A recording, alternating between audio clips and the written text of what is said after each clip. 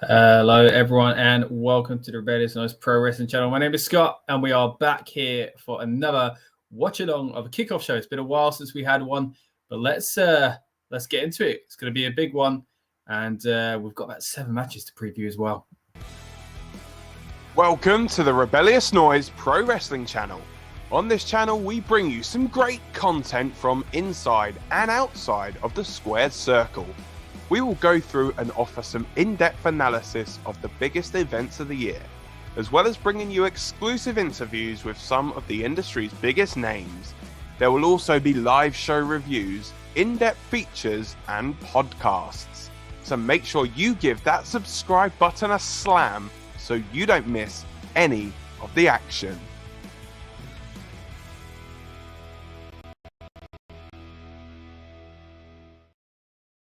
All right, once again, welcome back to the Rebellious Noise Pro Wrestling channel. My name is Scott, and we are here to break down the card for Crown Jewel. Now, it's going to be a big PLE because, as we mentioned before the intro, there are 7 matches on this card, and it's going to be interesting to see what happens with tonight's kickoff show as well. If you are watching this live, we appreciate you. If you're watching on delay, hey, we appreciate you as well, including those tuning in on the build-up show on Saturday night who are going to see a rerun of this. But hey, it's again a big card. We've got a lot to go through. Of course, we did our predictions earlier on in this channel in this week as well. And I'm surprised, I really am, that there are more than 5 matches. With that in mind, what does that mean for the kickoff show? You know, usually you can kind of guess the format and the formula because there are only a set amount of matches and they don't all get to shine on the kickoff. As far as, you know, these back and forth promo duels they seem to do these days. So it'll be interesting to see which matches are featured on tonight's kickoff show.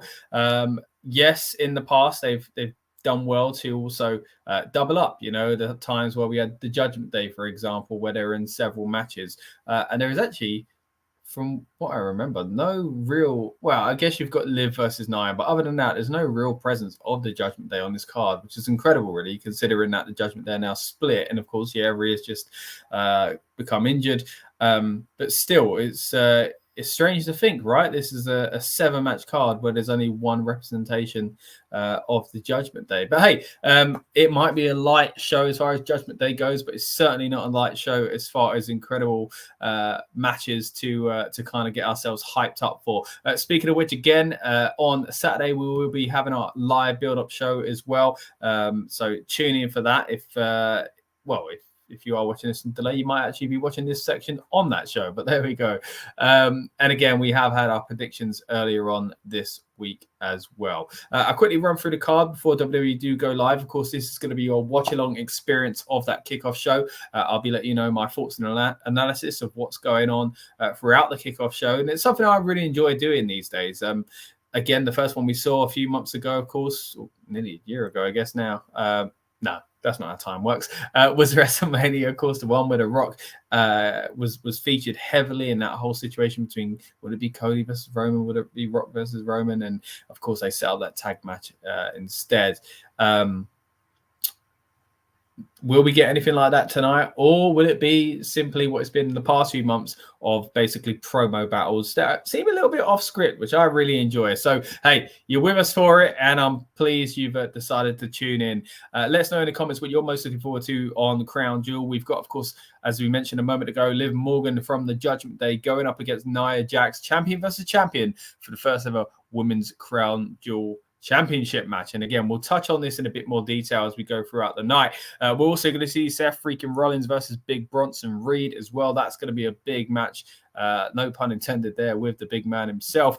Speaking of Crown Jewel Championships, of course, we've got Cody versus Gunther. This is going to be a big one. And my prediction earlier this week was kind of difficult to make because I was thinking, I mean, how do you make one of these champions look better than the other? Look, you could say the same thing about the women's division as well, but particularly when it comes to the men's titles, we all know the World Heavyweight Championship is the secondary one, right? So let's see what they do here, because I think it's about time they make it look a bit more important.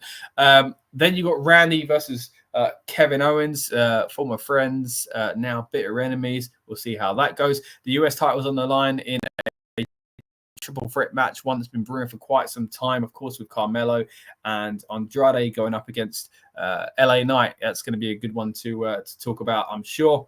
And then we got this 8-woman match where you've got team versus team versus team versus team for the women's tag team titles. And it's great to see the women's tag team championships get a bit of shining on this card, and particularly with such a strong division building, it would seem. Also, talking of strong divisions, well, the top of the card is pretty stacked as well, right? You can either go one way with the world titles, or you can go in a Bloodline direction, which is what we've seemed to have followed for the past few years now. And this is going to be a huge match. Now, this does make it look like it's 4-3, and trust me, in some ways, I think it will be. But we've got the Tongans and Solo, no Jacob Fatu in this match, although he's there in the graphic, going up against the day ones of Jimmy and Jey and Roman Reigns. Now, it's going to be a big card to predict and go through. As I say, we've done our predictions on this channel, myself, Lucas, and Dan, earlier through the week. So if you haven't already, go back and check that out before the PLE starts on Saturday night. But we are here, of course, for the kickoff show. It's going to be an interesting one. As I say, I really enjoy doing these, and you are live tuned into our watch along of it. We'll keep you up to date with what's going on, and we appreciate that you've chosen us to accompany you on this journey this evening for the kickoff show. So if you're like me, tabs open everywhere. I appreciate that. If you're not watching the kickoff show and you just want to hear me tell you what happens, hey, that works as well. I'm here for it either way. So we've got about just under 2 minutes to go for WWE's presentation to actually start. But again, guys, let me know in the comments what match you're most looking forward to. As we say, we've got a stacked card here for Crown Jewel. Now, my stream's just popped up live on WWE's YouTube channel. Thank you for those again tuning into our channel. The Rebellious Noise Progressing channel is where it's at when it comes to analysis and things like that. We've also got interviews with the likes of Santos Escobar on this channel. We've had the great opportunity to interview the likes of Finn Balor and Bianca Belair, who of course is going to be featured on Crown Jewel as well. So thanks for tuning in, guys. But as I say, it's not just podcasts and previews and stuff like that. We do have fantastic interviews on this channel as well. There's a great one I do recommend myself, chatting to LA Knight. Yeah. But you are live and tuned in, of course, to our watch along, or maybe you're not live. Maybe you're watching this on demand. Again, we appreciate you either way. Now we're going to be diving into each and every one of the matches that are going to be highlighted tonight. Again, with 7 of them. I don't see all of them getting some time out there in front of the Saudi crowd. But either way, it'd be interesting to see what they choose to highlight. I've got a feeling that we won't see any Bloodline activity tonight. Or we will, and it will be strictly current Bloodline. I don't think they're wheeling out Roman Reigns for this, is what I'm saying. But yeah, looking forward to it. Is this the first kickoff? Yeah, of course it is. Like I said, the first one we had really was WrestleMania. So, yeah, it's the first one we've had for a Saudi show. So this is going to be interesting to see what the vibe's like. I feel like before they started doing these live events online, they were doing some sort of fan events, at least in that Saudi, if I remember correctly. But anyway, we've got the signature playing now on the WWE stream. Let's see how we go, guys. You're here for the ride, and I appreciate you. If you haven't already, please subscribe to the Rebellious Noise Pro Wrestling channel. We have a lot of Crown Jewel content over the weekend. Introduction here from Michael Cole. And if you are watching on delay, if you are watching on the repeat on the build-up show, thanks again. You might want to load up the kickoff. We've just started it. Watch it with us, guys. I'd see. This is what I love about these kickoff shows. It gives fans opportunity, and it makes WWE seem huge, global, as they should, World Wrestling Entertainment and all that.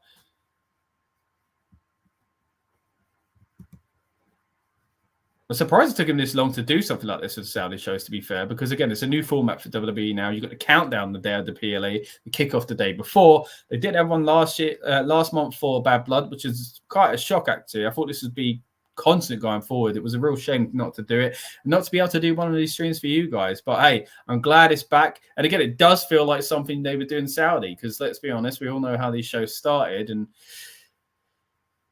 bit of washing if you get my drift. But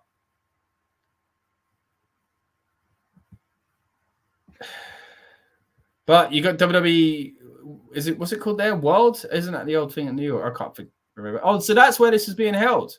Of course it is. So they're holding it in that place where they've got that incredible, it looks incredible, don't get me wrong. That well, I was wrong. There we go. Bloodline activity straight away. The Yeet Man himself and the former No Yeet, who's a bit more on the side of his brother now. But they're here. The Usos are here, guys. Randy Orton is here, so we'll be hearing from him tonight about his match against Kevin Owens. I've got a lot to say about that one. Walking through the Hall of Immortals at this WWE Saudi Arabian event. You got Triple H being shown getting off of a private jet, of course, styling and profiling like his old buddy.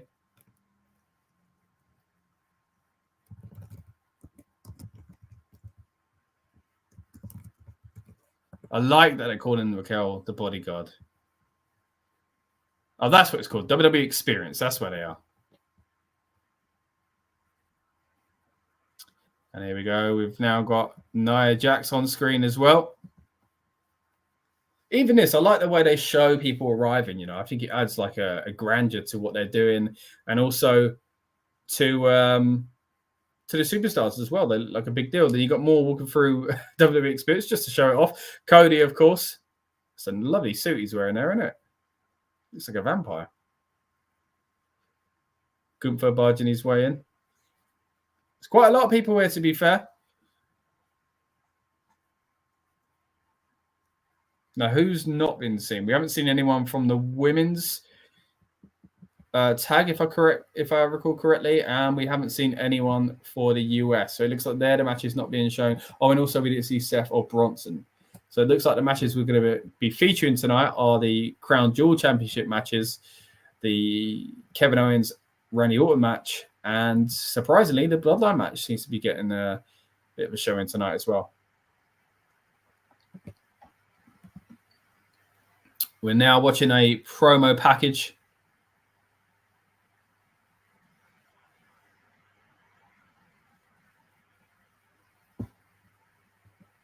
Once again, guys, thank you for tuning in. Let us know what you think is going to happen at Crown Jewel.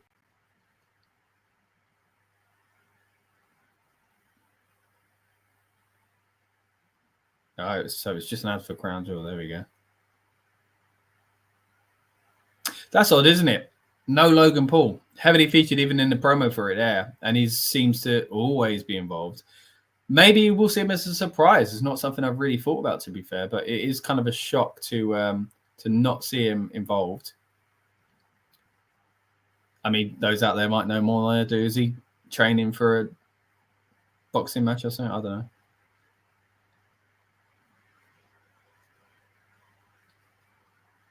Okay, so this is this WWE Experience. I guess the outside of it. I'd like to go. I got to be honest. I'd like to go to this WWE Experience thing.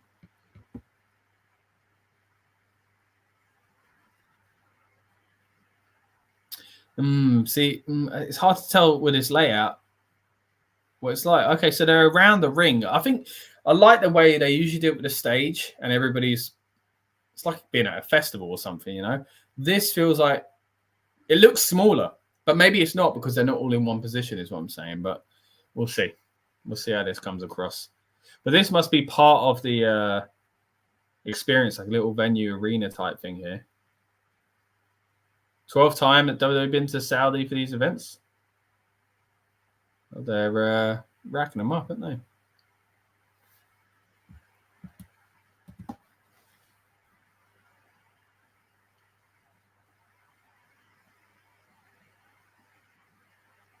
So what do we think of this Crown Jewel Championship. They're talking about the women's one now. So I assume we're going to get Liv and Nia out next. But I mean, I've got a lot to say about it. I'm sure I'll be diving into it even more on the build-up show. But it's interesting, isn't it? How the Saudi shows seem to always be clamoring for something. You know, they tried to do the crown, Queen's Crown, then they just allowed it to be Queen of the Ring and King of the Ring. They've done the greatest Royal Rumble. They've took Elimination Chamber there now.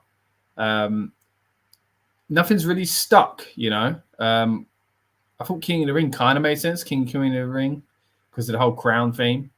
But now, no, that's not good enough. We want a Crown Jewel Championship, which is basically Night of Champions, right? Or Clash of the Champions, either one. Which I think we did have one of these at Saudi before as well, when they cancelled that King Queen of the Ring the first time round. So they kind of, again, have just been tweaking the methods, the format even. So great reactions here from the crowd about the Bloodline. Oh, here we go. So it looks like we're starting with Bloodline. Here we go, Jey Uso.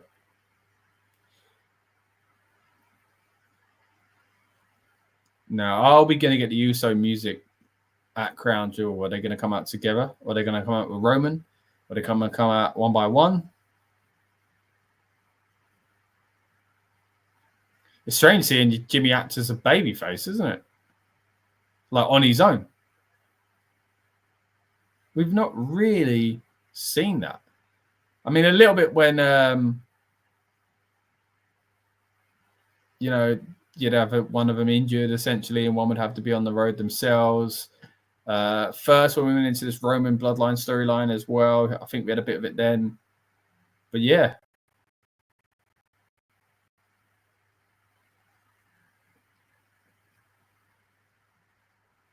All right. Now we're going to bring out his twin, the Yeet Man himself.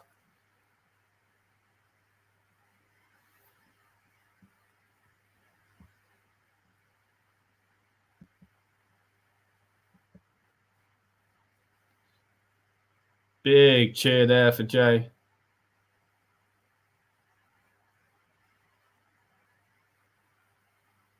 So this must be like a... And they're loving it. They're singing along. It does look cool.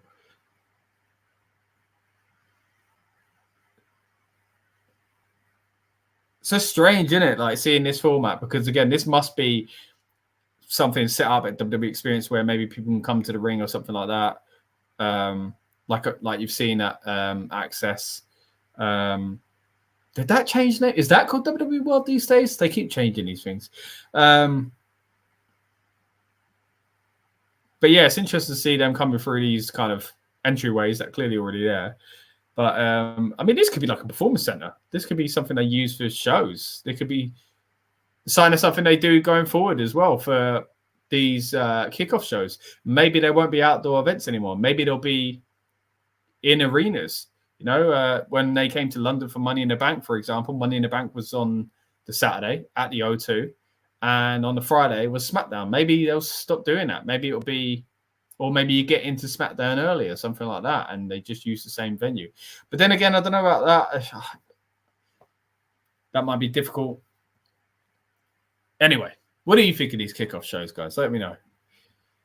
And while you're at it, give us a follow on TikTok and Instagram at RM Pro Wrestling for bonus content. We've been putting out predictions and short videos all week, as we have also here on YouTube.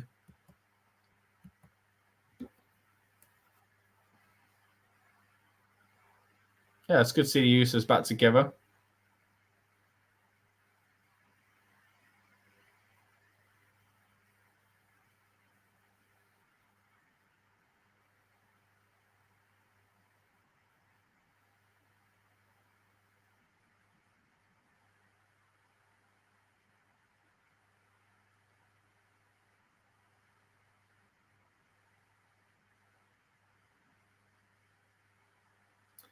There you go. fully back in Uso mode.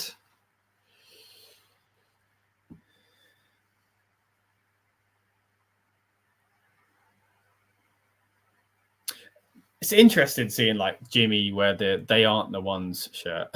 Like, he seems to be wearing shirts that depend on other people and are very temporary. Like, you can't really wear a "They Aren't the One" shirt in 5 years' time, or a "No Yeet" shirt, which was, of course, in response to Jey, even. So the Yeet has become the new what? And they're, at the moment, are playing into it. But let's see if that is going to go in the same way that the what chant went, where people want to get rid of it. I guess you'd have to have a certain character, because if you're kind of, because the what, it was always a disrespectful thing to either you're boring or you're a heel, right? The yeet is in the support, so maybe it won't be used in the same way. Be interesting to see though if the yeet chant does become, I guess, annoying and like move away from Jimmy and Jey.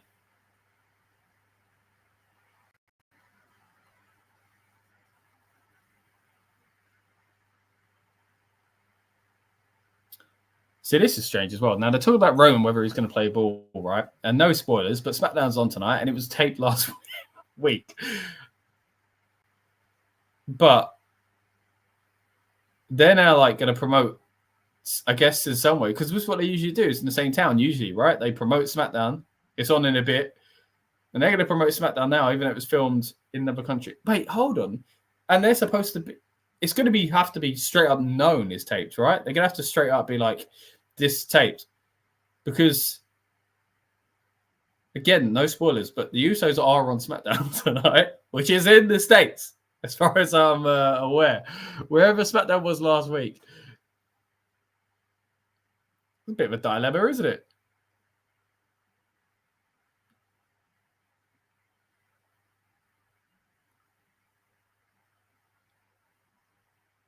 And Jimmy, Jay's not sure if he's going to be on the same page as Roman.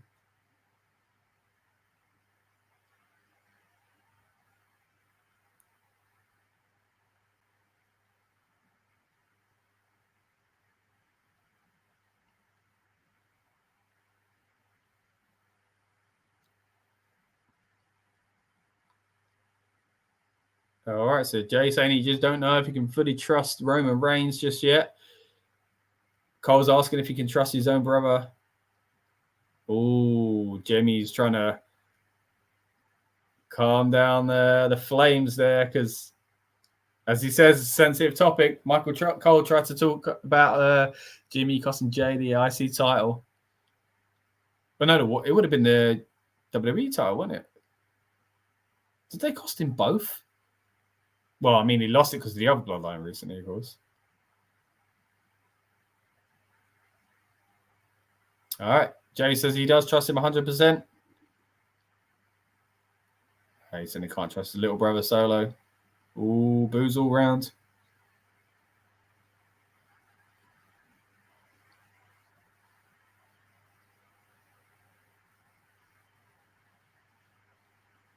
So, yeah, I mean, again, it is a bit strange that you've got a tape version of SmackDown going on after this that was filmed in another country, and would you have to suspend your disbelief and think they've gone back and flown back the next day for Crown Jewel?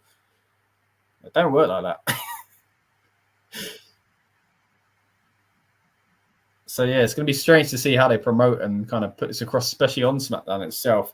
And it looked like they were going to announce this match on SmackDown, but they just did it on Raw anyway, which even that was strange, knowing that if you knew the spoilers, it was clear this match was happening. And they're acting about something. Anyway, that's the whole... I'm going to get lost in the time warp here, so let's leave it at that.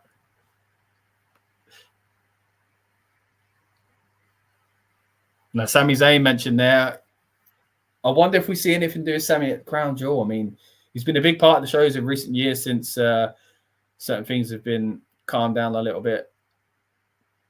And he's been allowed in, and he's allowed himself to go. The fans have been massively behind him. I mean, not only because he's been such an over babyface, but I guess, you know, Arab representation as well.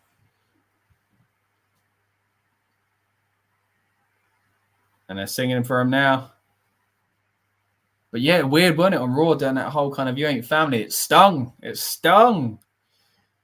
You wouldn't understand, Sammy. I mean, surely the whole point of this is to bring back him. Look, they're chanting Sammy Uso. He's got to be, when it goes to Survivor Series, he's got to be the 4th member.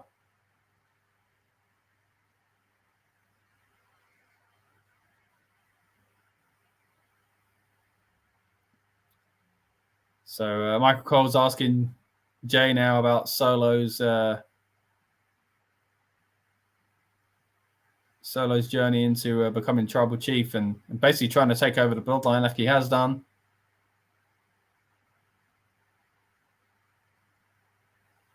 Again, those watching live with us at the moment, this is your watch along for WWE Crown Jewel's kickoff show. If you're watching on delay, then hey, you got a chance to watch it with us still. Or if you're watching us on the repeat during the build-up show, then load up the watch along. We're currently watching Jimmy and Jey have their conversation with Michael Cole in the ring.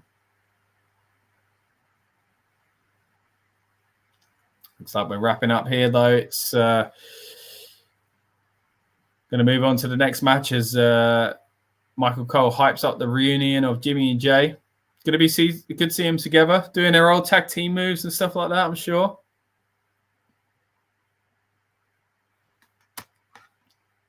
Eat everyone.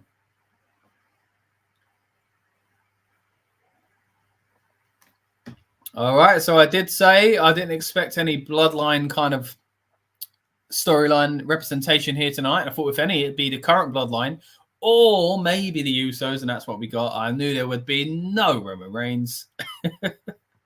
He was not getting out of bed for this one.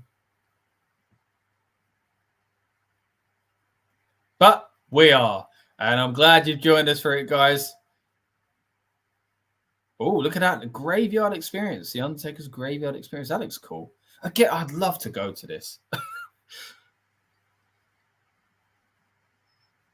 This is a great ad for what they've got there. Like, you'd have to have a lot of money. But this is going to encourage people, I reckon, at least a few people to go over and see this now. It does look really cool. I mean, this would be a great time to do it, right? To go there, go to this, and to Crown Jewel, or whatever the next Saudi event's going to be, which they might even announce at Crown Jewel. I think they usually do. So now we got a promo package, basically giving us the backstory behind this match here, the Randy Orton versus Kevin Owens match. We're seeing the attack from Kevin on Cody, which was quite a controversial way of doing it, right? Some people, I guess, could argue that it was wasted by not being on TV. It was a big blow off, a big turn.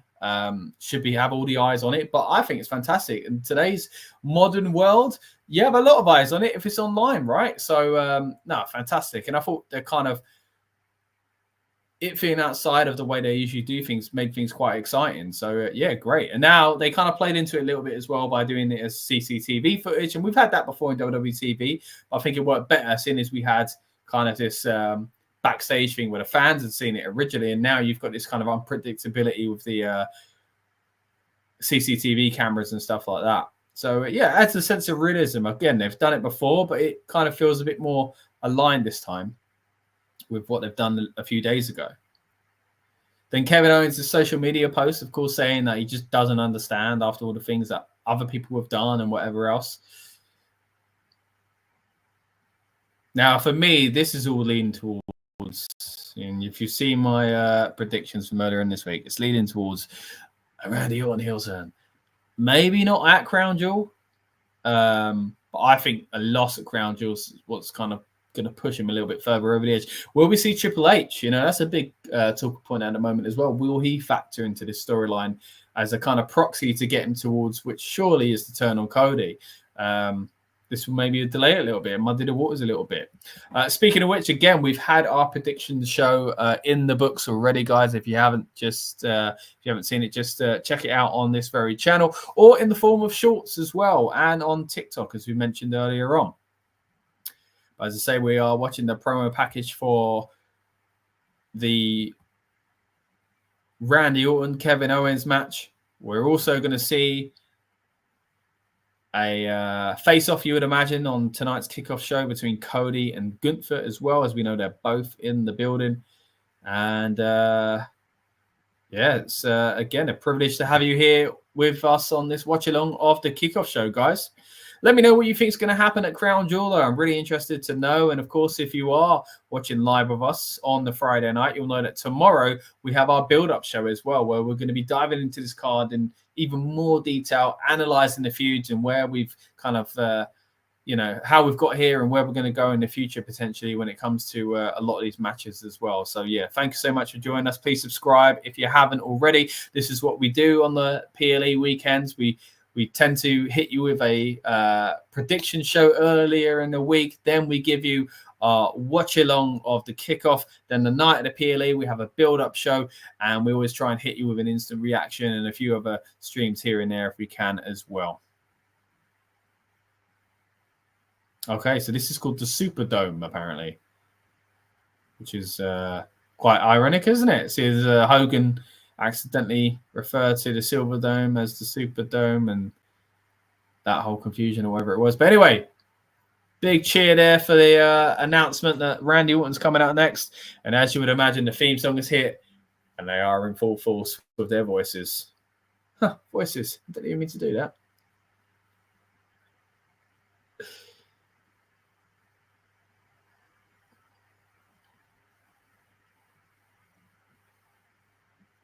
I love this. I love seeing Randy soak it in, man.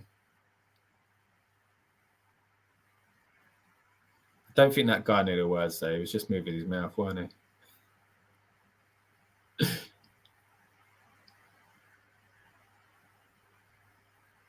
That guy definitely knows. He's into it. Guy with the glasses. Always get me chills there. Credit to him, and I think I said this on the Backlash event as well in France. Like, when it's your second language and people singing your theme song in their second language, like, that is so cool. Like, talk about the reach of these superstars and the impact they make worldwide. It's it shouldn't be understated, the power of WWE, to get all cheesy with it.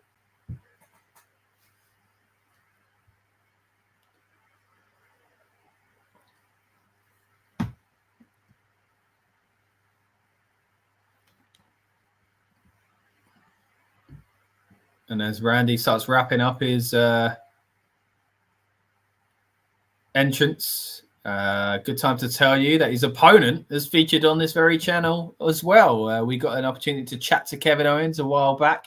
We talked about his relationship with Triple H and the story behind that incredible NXT War Games return a few years ago as well.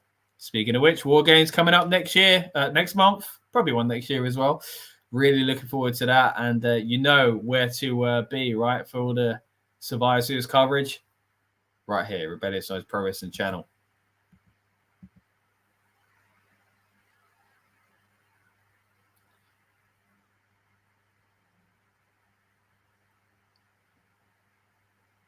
Comment here from Takara Wild says, I have a good question, bro. Is it possible that AEW travel outside of Saudi Arabia, or a possible Dynamite in Tokyo? You know what? I could definitely see a Dynamite in Tokyo. I don't see them doing anything in Saudi Arabia because of the relationship with WWE, and maybe wouldn't be something they want to do anyway. But yeah, Dynamite in Tokyo, it does feel like something they would do, right? Let's see if there's has there ever been any talk of that? I mean, obviously they're doing the show in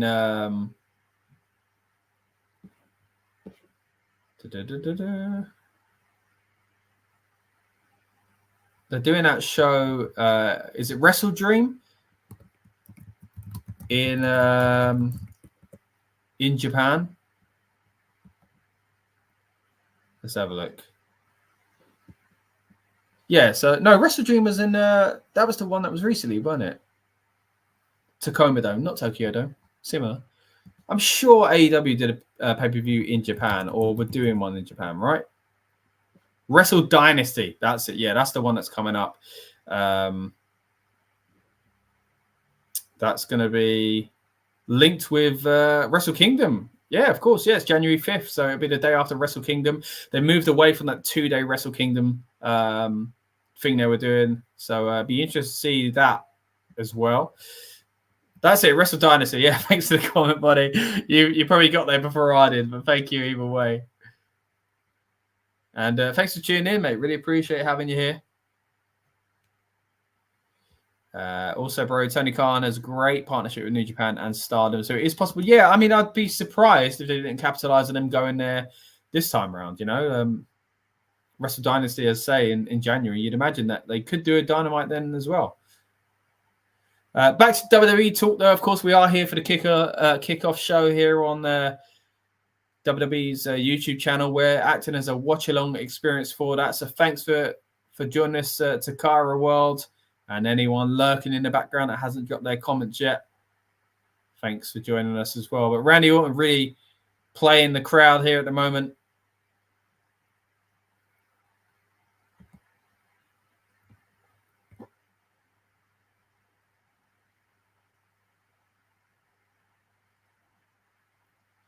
I said it, I think, might be on one of the kickoff shows a while ago. But we just got to remember, it's such a privilege to have Randy Orton still, you know, active with this kind of schedule as well. And we got to take it in, as these fans are doing it, and as he's doing the same as well.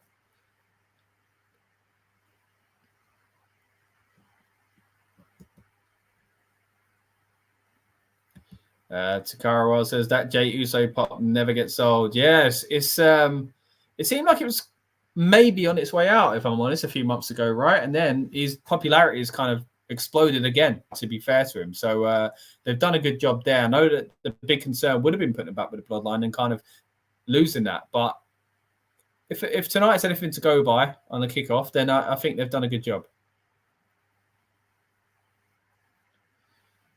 All right. Keep playing up the whole fans. Yeah, they're loud. Come on, let's get to what we're talking about, though, right?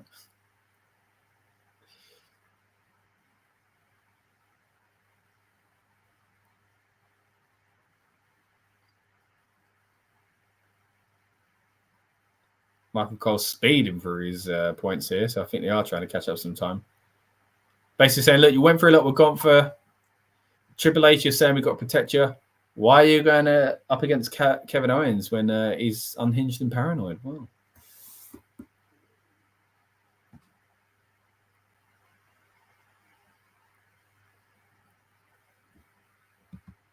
And again, he's lapping up the crowd. Again, it's fine. It's fine. We've got to appreciate it. Zilla Fatu is being rumored for NXT a lot now. Yeah, I mean, they just keep coming, don't they? Right? They just keep on coming.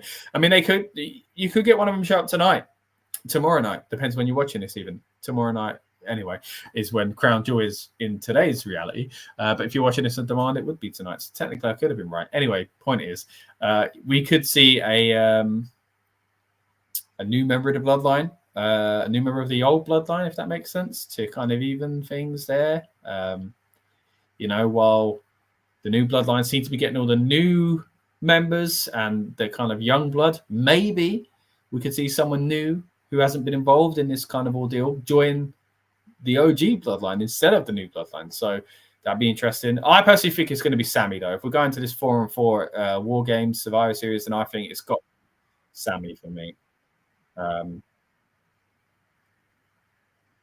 But yeah, Zilla Fatu, I mean, I could see him joining. As I say, there's plenty of others in that kind of Samoan factory. It feels ready to make an impact in WWE and potentially jump into this Bloodline storyline before it eventually finally fizzles out. I mean, or it could go on forever. Clearly.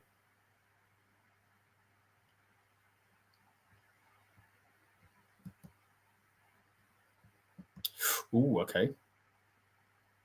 Michael Cole says Kevin Owens reminds him of Randy about 15 years ago, out of control and rebellious, but not as rebellious us as us here at Rebellious Noise, of course, guys.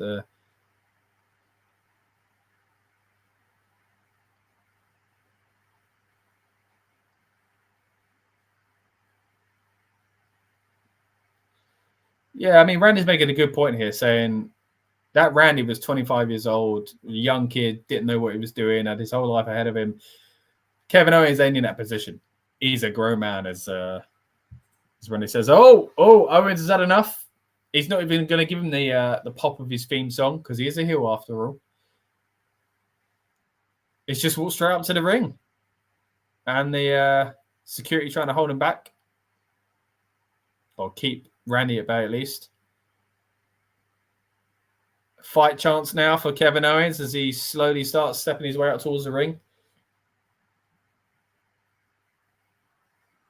Kevin is one of the best at playing the heel that is technically correct, but he's a bad guy, so we've got to boo him, right?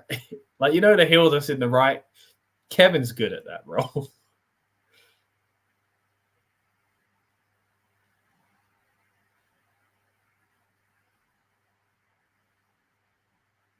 Kevin Owens is annoyed about the way Orton's been towards him, and they've ruined the RKO friendship.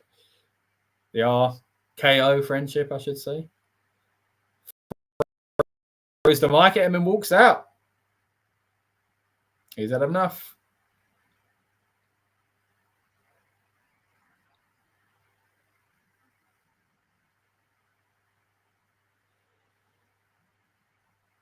It'd be interesting to see what this match is like, right? It's it's possible that some of these matches will get lost in the shuffle with this unexpectedly big card, right? So it'd be interesting to see where this is on the card. Does it open? Is it somewhere in the middle? Is it the kind of breather for some of the other big matches? It's not going on last, let's be honest. But hey, I've been surprised and kind of fooled before, so who knows?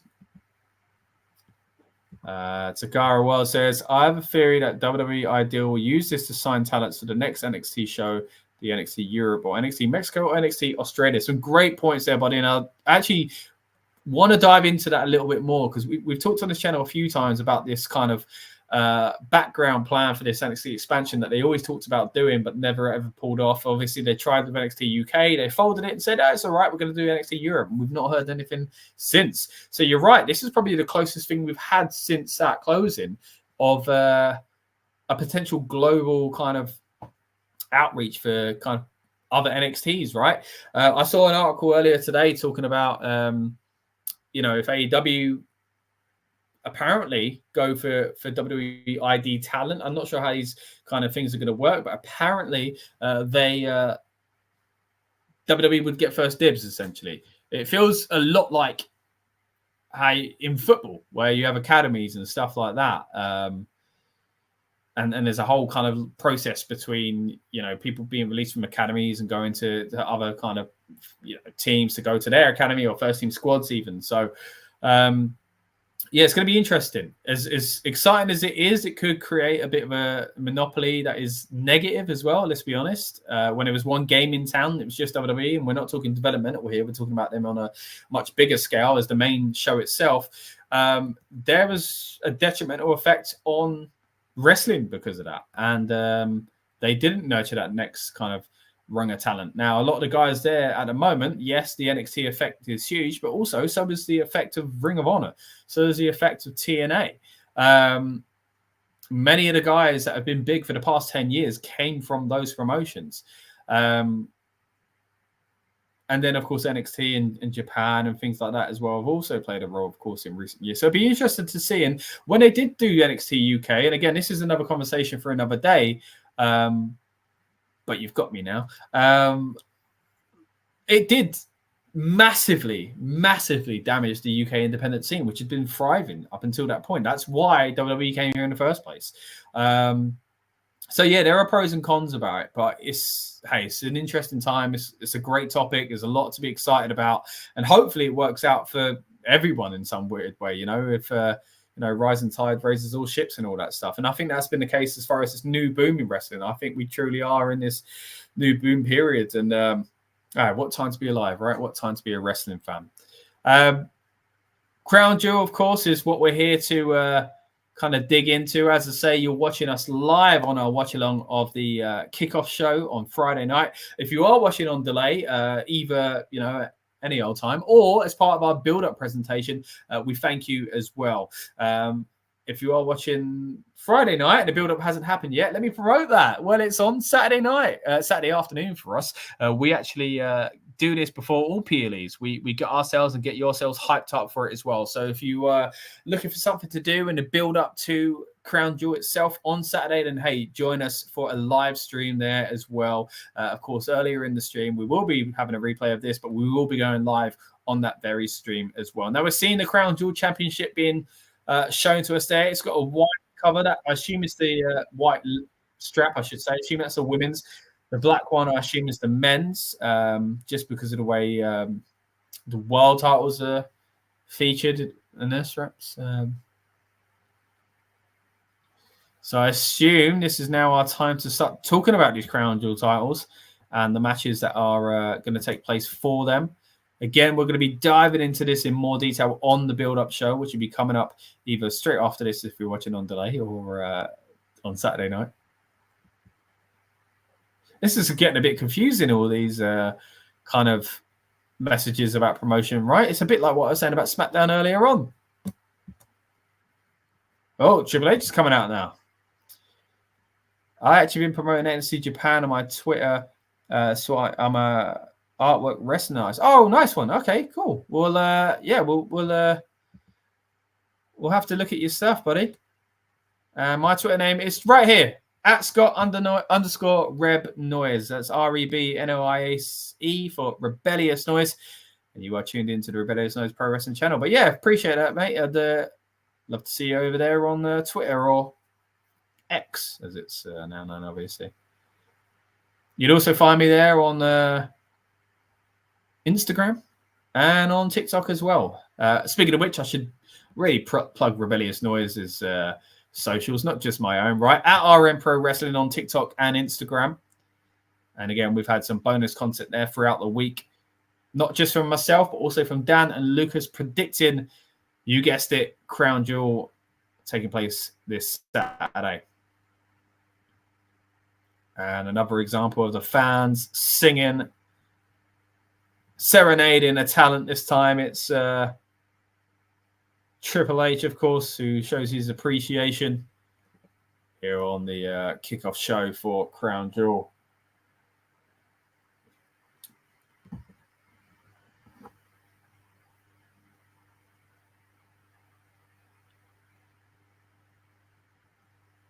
Now, it's interesting doing Triple H here, right? He usually opens these Kickoff shows. It's nice to shake it up a little bit. You don't want this to become it's the same thing. Triple H comes out, plays to the crowd, then there's some promos and there's not much progression. There needs to be, if I'm honest, there needs to be progression in one of these soon, because that first one was huge again with the whole situation with the Rock and the Bloodline. I mean, this is different because we are getting to see this WWE experience, and as much as again, it's the same old thing, this is at least different. And Triple H is using this as a great opportunity to sell that to us, isn't he?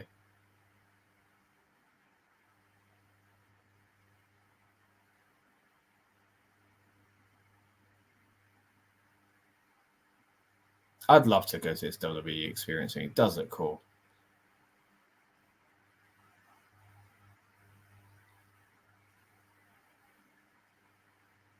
Yeah, Triple H saying when they first started going there, it was good, but the fans get louder and louder. And I know this fan service is typical stuff. It's like any old band, when they're live and they say, yeah, this is the best crowd we've had on this tour. It's always the best crowd, isn't it? But realistically, these shows have become something different.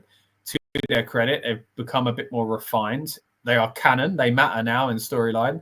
And the fans seem to love it, and the fans have become involved more. I mean, we all remember those first ones with those strange first few rows of those big chairs of people that seem to be in high status out there and have a lot of money, and all the funny stories about talent they apparently wanted there and didn't realize you couldn't quite get. It's become something different now. And this is the new opportunity for them to kind of play into that on the fan side of things as well. You would have been able to do this 12 shows ago, a kickoff show like this.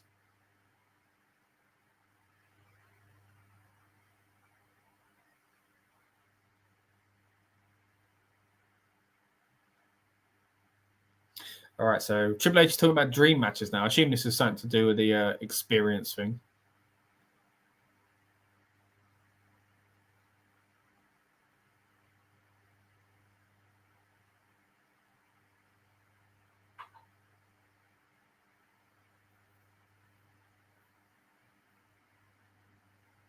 Oh, so he's hyping up the Crown Jewel title basically by saying, look, dream matches, but we're here to give you a dream match. There's 2 titles. They're both champs.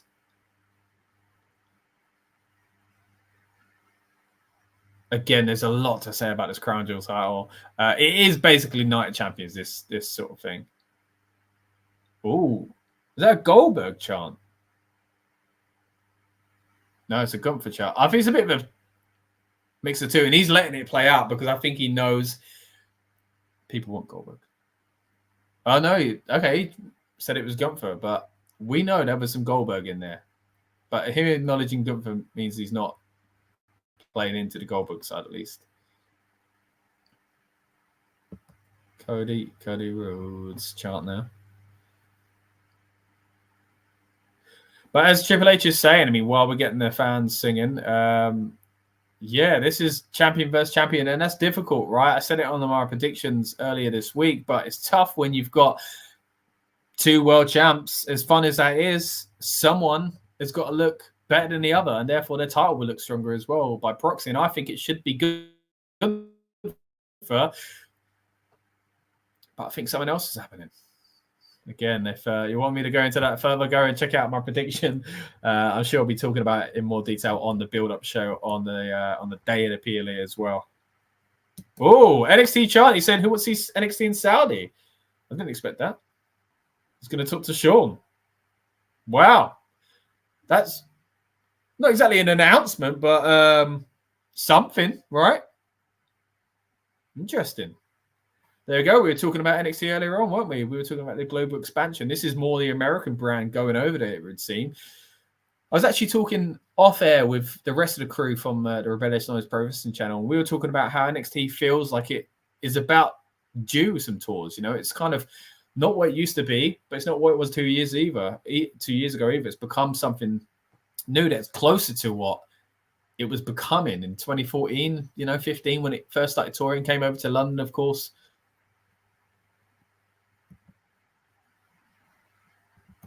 You found me. Nice one. Cheers, buddy. I'll check that out when we go off air. Thank you. Follow me back. Okay, cool. Yeah, I'll check it out.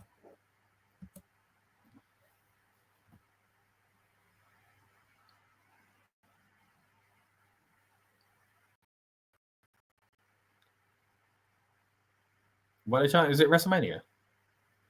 Don't. No.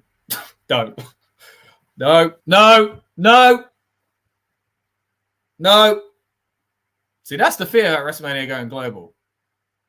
First of all, London's in the running, all right? Give it to us first, right? If it went to Saudi, it'd be on a reasonable time. I've got to say that. For me, at least, I can watch that. Ooh, he turned that around by saying Mania's in Vegas and got a bit of a boo there.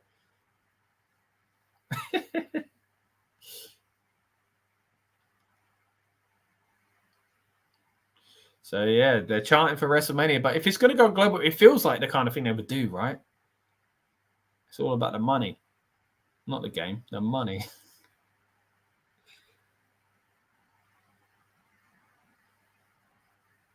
There's a lot of logistical things with the whole global expansion of WrestleMania with London alone. But I think the money is something that will dictate a lot of it, of course. And where else can you seemingly get money in abundance, right?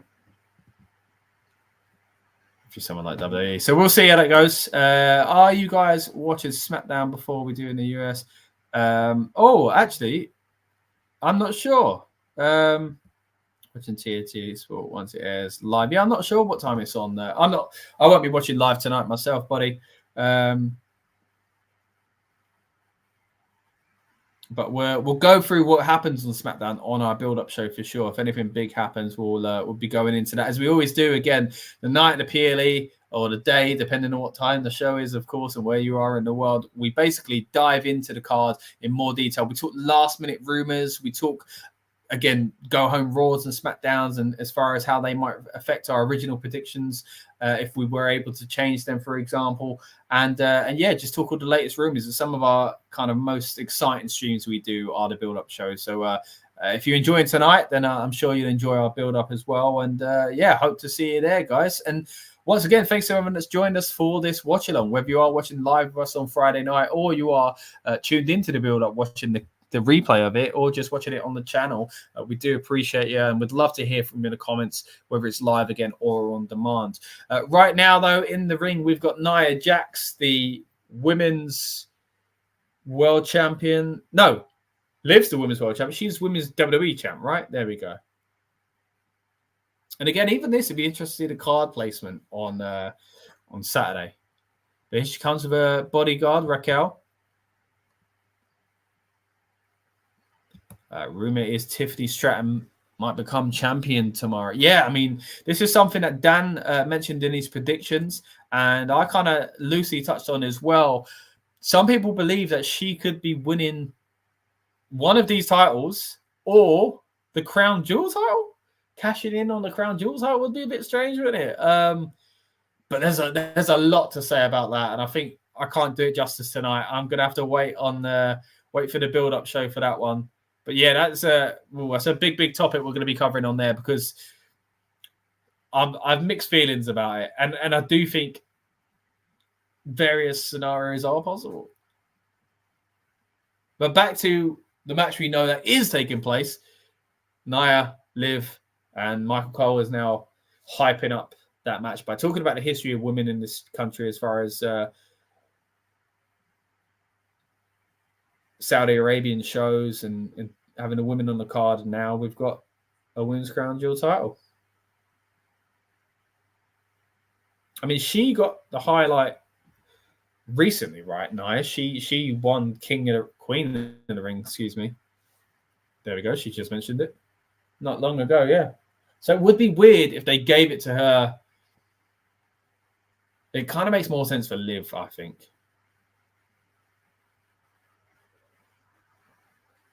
It depends what they're doing with the Crown Jewel title. Same with the men. Like, will it be just shown here like the greatest Royal Rumble title was, or will it be something that the wrestlers will kind of hold for a little bit? Like, are they taking it to Raw and SmackDown is what I'm saying.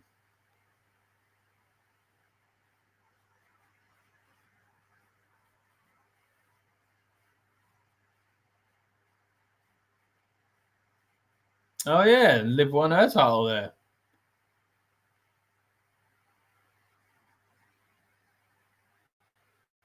She's definitely getting booed. Or they want Rhea. Yeah, of course, Rhea injured. Seems to be a legit injury that they've kind of worked into the storyline, which is a real shame. Of course, she's only just come back from exactly that, a legit injury worked into the storyline. So, and that last return, I've got to say, was so cool. Like that moment where she talk about star power. So if we get another one of them, cool. At least we're going to get a big pop for Rhea, right? That'd be nice.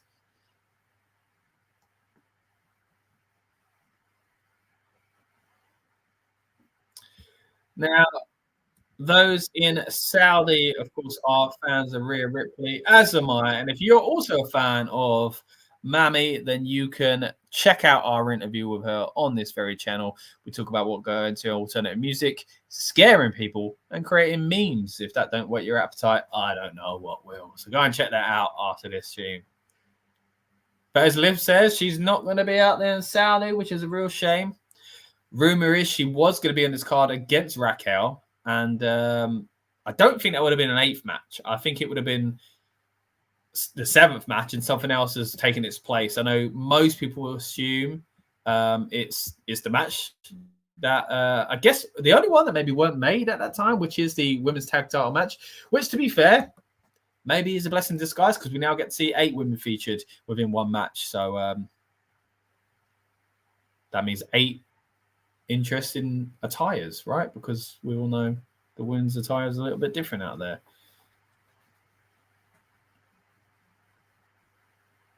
It's almost like WrestleMania attires for me. I always think, how can they creatively do this? I think they're chanting for Tiffany. Now they kept Tiffany away to kind of keep it in the back of your mind. Because she's playing into, look, it doesn't matter. We don't need to be with each other all the time.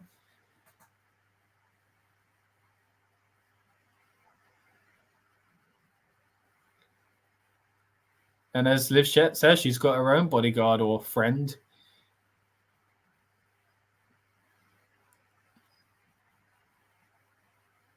Michael saying, look, what happens if Nia takes both of you out?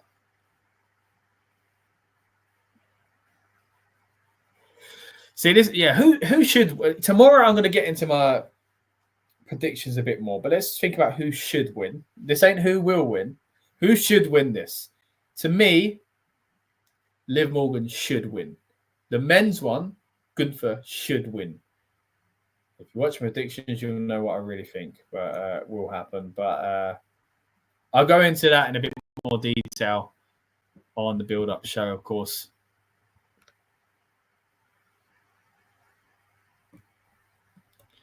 Again, if you haven't already, please subscribe to us here at the Rebellious Noise Pro Wrestling channel. We are doing our watch-along at the moment, live on YouTube and on Twitch, on the Rebellious Noise Twitch channel, as well as here on the YouTube channel for Rebellious Noise Pro Wrestling. But we will be hitting you with a build-up show after this one on the day of the PLE. And if you haven't already, again, check out our original predictions on this channel. Myself, Dan, and Lucas as well.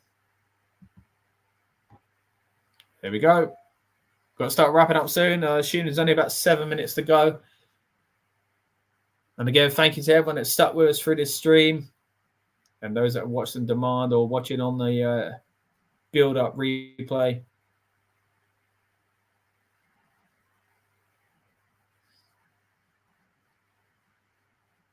All right, so we're bringing out Gunther first. It still bugs me that it changed his theme song. But I'm starting to like it. And sing Gunther Ring General, you know? But and they're doing a bit of a, I used to love the sing-along of his theme song. Like when it was rare to sing along to a theme as well, you know? But they are singing this, to be fair. Cool.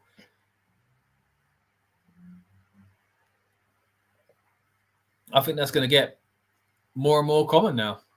I did think when I heard it on, I think the last PLE was featured on, I was like, is that just his song or are people singing that now? Because obviously a lot of times you design a song to be a sing-along, to have sing-along bits. Gunther looking dapper. Nice green number there. Fits in with the brand and the crown jewel.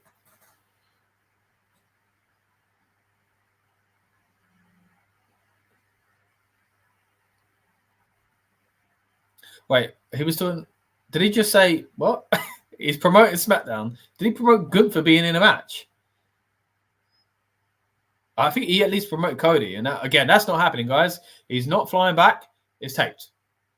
And they kind of need to acknowledge that. But, oh, it's so weird.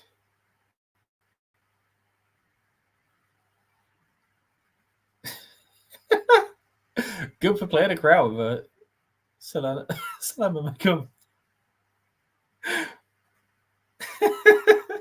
I didn't expect that. Talking about winning the King of the Ring, King General.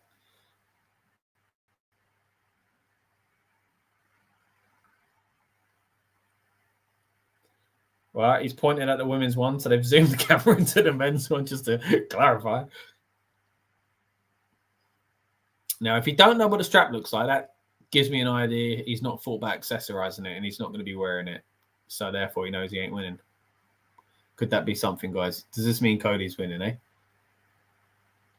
that a little bit of a slip from the man behind Gunther there? You deserve it, chant. You don't often get that for heel.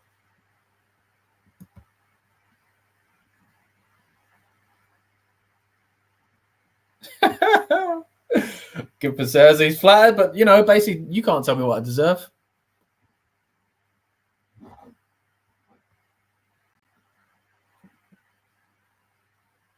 So Gunther respects Cody as a wrestler.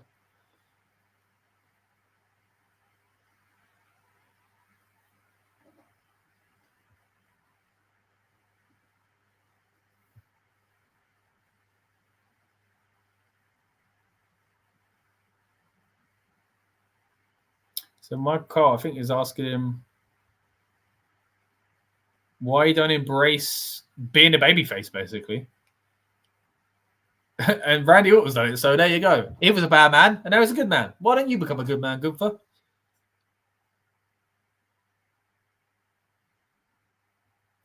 Gunther says, I'll give my best. He just wants to be respected as a wrestler. I think I like him as a man, is what you're saying. Does it for himself. He can't bother with the people. He don't care. Even if you're positive about him, he don't care. I like that Gunther. Good one. Good mic work.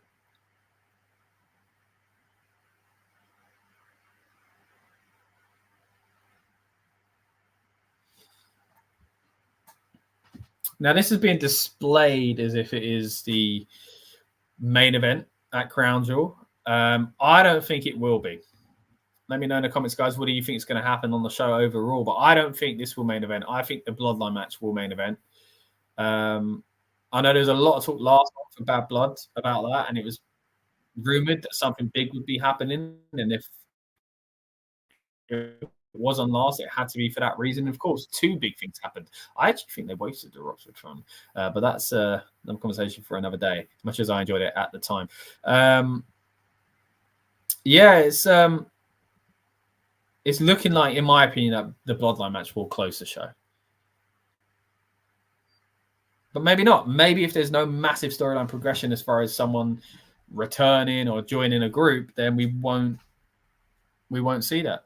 Maybe it will just be, as you could argue it should be, a world title closing the show. And as much as I like to see both, all four world titles, I guess, as equals, let's be honest, at the moment, the men's are being presented in a better way than the women's. He's calling Cody a secondary champion. And I do think they need to make it look like that. I know that sounds weird, but in order to make Gunther look good, and his title look good, that's the dilemma you have with champion versus champion matches, right? Unless there's like a cheesy kind of over-the-top ending where, someone screws someone and there's no real resolution anyway, or someone gets away with being like, oh, but they cheated, so it's okay. Now, Gunther's leaving. We haven't even seen Cody yet. I assume he's there because we saw him backstage. And this has been on for an hour now. Didn't expect it to be this long. I feel like they're only usually an hour. But it did seem like they went over a little bit when Randy was lapping up all the attention, right?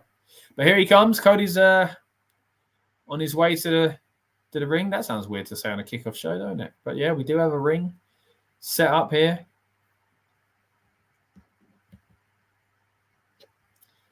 We're going OTC.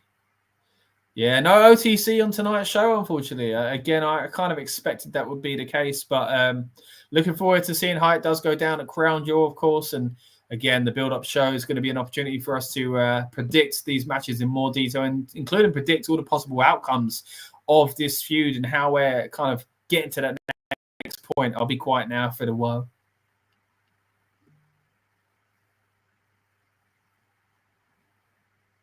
There it is. Of course, they were going to sing this song, weren't they? So now, of course, continuing to hype champion versus champion, the Crown Jewel title on the line. The first ever champion to be crowned at Crown Jewel for the men's division. Of course, WWE champ Cody facing world heavyweight champ Gunther. Again, we'll dive into predictions in a bit more detail on the build-up show before the PLE on Saturday. But if you haven't already, then after this stream, feel free to go back and watch our predictions show from earlier on this week. Myself, Dan, and Lucas letting you know what we think is going to go down. But of course, a few days since that, have opinions changed? As the go-home Raw and SmackDown change things as well. That's what the build-off show is all about. We'll be talking about the go-home shows. We'll be talking about the latest rumors surrounding Crown Jewel as well. And at the moment, you're tuned in to the watch-along of the Kickoff show. They're still singing the song. I've turned it off, but they're still singing, Code.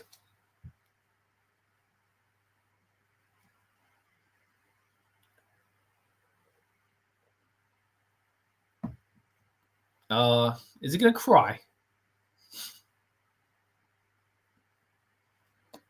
Well done, fans.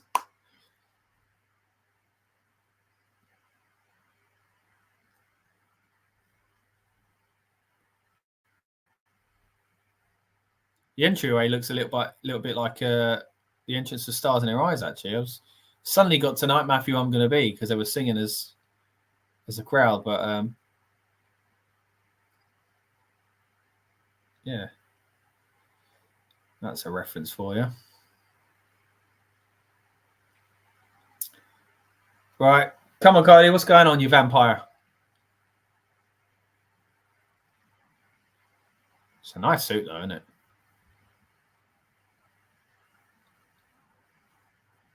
All right. Now let's hear it from Michael Cole. All right. Yeah. Nice. This is what you did at the beginning, guys. Now get on with it. I do feel, again, as much as I'm enjoying these and I'm enjoying these streams with you guys as well, thanks so much for tuning in once again.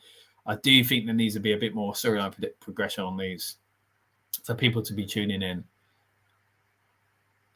They're fun. Like, if you've got nothing to do on a Friday,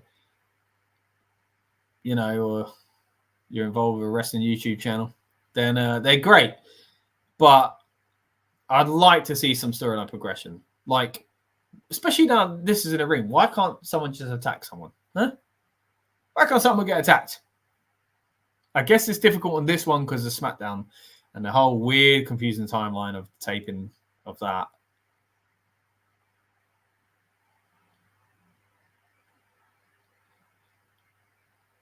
What? What did he say? If he wins it, it'll be the first Rhodes to win outside the US or win a title outside the US. Chatting about.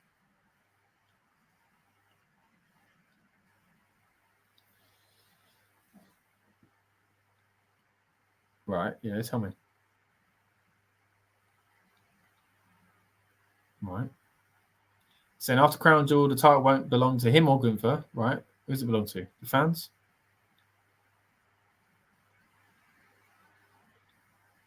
Okay, right. It belongs to Saudi. Basically, I think what he's saying is, you ain't going to see this on TV, right? So that answers my question from earlier on.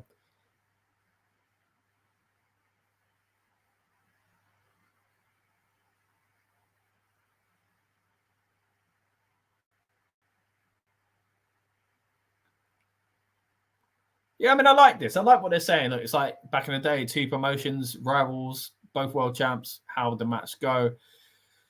And we kind of been getting that anyway with Night Champions and the way they tried to make Survivor Series for a bit as well. But again, you have these risks with it. And one is really risky at the moment in making a new title look like the secondary title that we all know it is. So, good version one.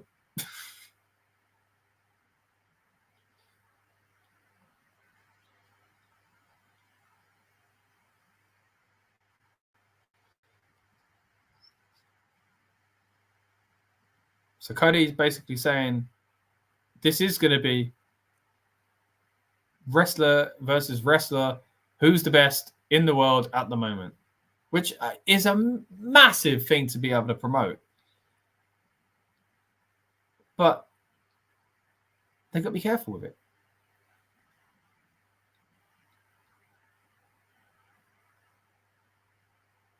He's saying that Gunther's the best wrestler as far as build a wrestler goes as well. He talks about that quote that JB always said, that if you build a sports entertainer from the ground up, you get Randy Orton. He reckons you get Gunther if you want to build a wrestler, not just a sports entertainer. And I get where he's coming from with that, but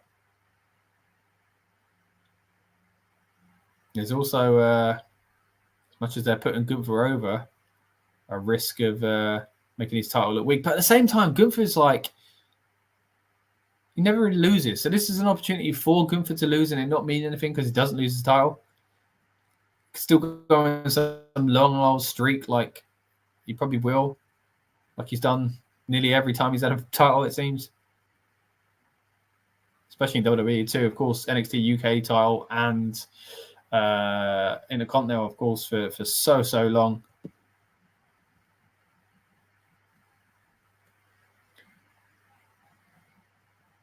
So you could argue again that both of them could afford a loss.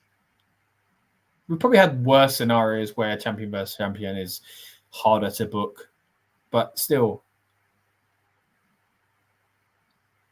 does it outweigh the problems? You know, does the attraction outweigh the problems? And I think when it comes to this one and the money involved with Saudi, I'd imagine they say yeah, because it's specifically for this Crown Jewel title. That's a Saudi thing now.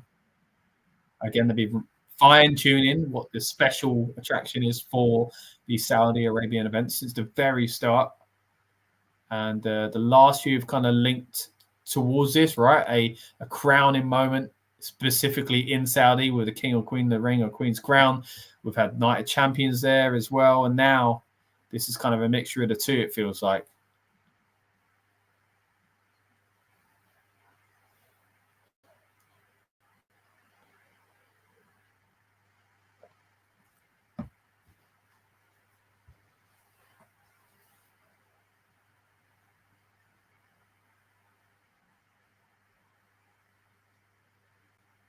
All right, Cody continues to play into the fans as a good babyface should.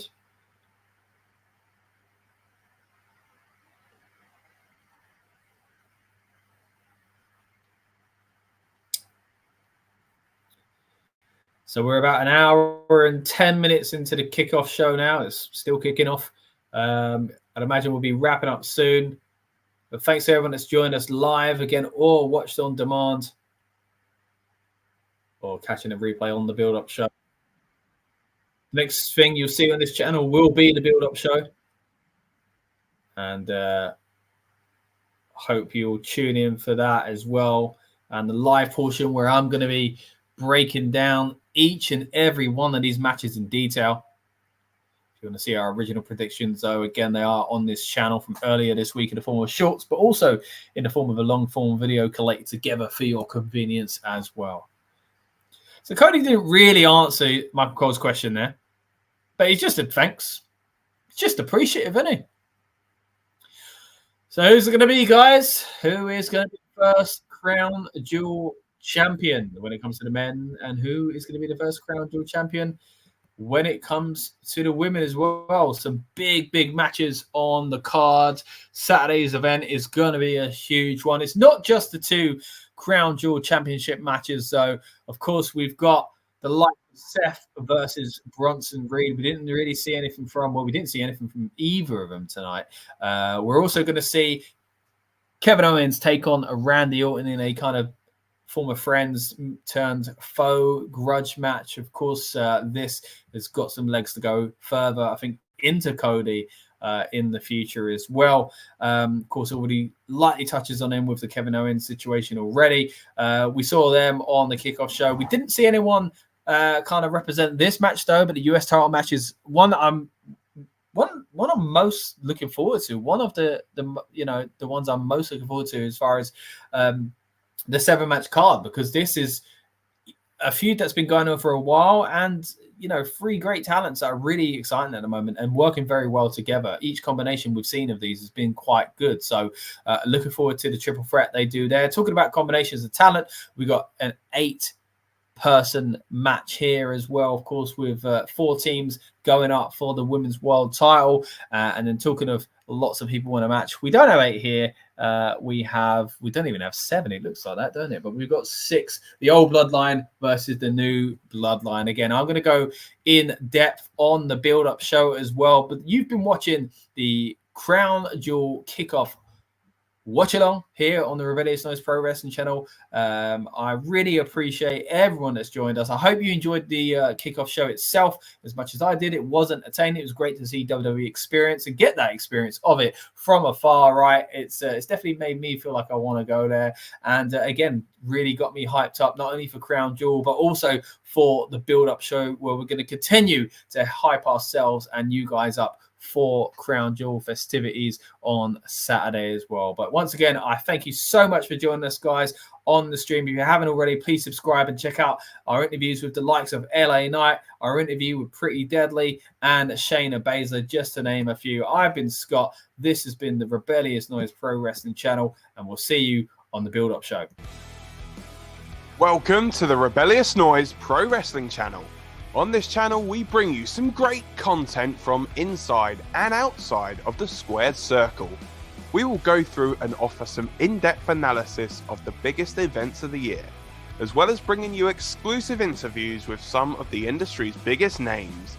There will also be live show reviews, in-depth features, and podcasts. So make sure you give that subscribe button a slam so you don't miss any of the action.